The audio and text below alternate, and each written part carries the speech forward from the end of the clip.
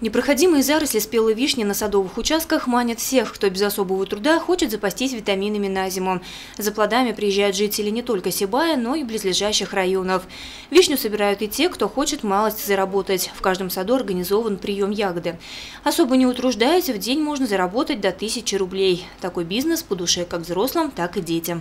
Мы собираем вишню все время с мамой вместе. Ездим, сюда приезжаем, сдаем вишню. Урожай хороший. Некоторые вишни уже падают, мы можем с земли собирать. Там чистое, все хорошо. Вишня – растение неприхотливое, растет везде и всюду, мешая при этом другим культурам.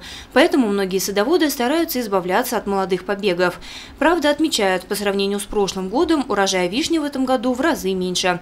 Сказались все-таки весенние заморозки и непостоянство погоды. Однако перекупщики другого мнения. По их словам, вишни в этом году предостаточно, мешает им другое – конкуренты, работающие без лицензии. В этом году наша фирма ИП Бибишева, она выиграла тендер на покупку вишни.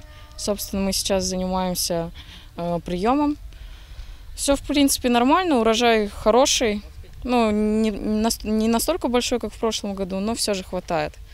Конкуренты есть, конечно, люди мешают, те, у которых нет разрешения, но мы как-то справляемся все-таки.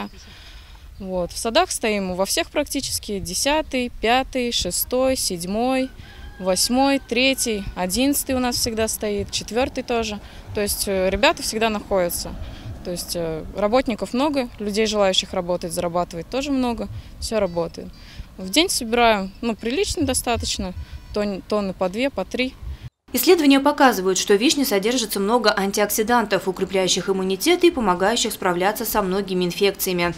Высокая питательная ценность вишни делает ее превосходным заменителем многих других дорогих и экзотических ягод и фруктов. Поэтому в сезон ее активного созревания успевайте полакомиться и сделать запасы на зиму. Лена Кириллова, Айгуль Хамитова, Аль Кадыров, Гульгина Раскельдина, телекомпания СТВ.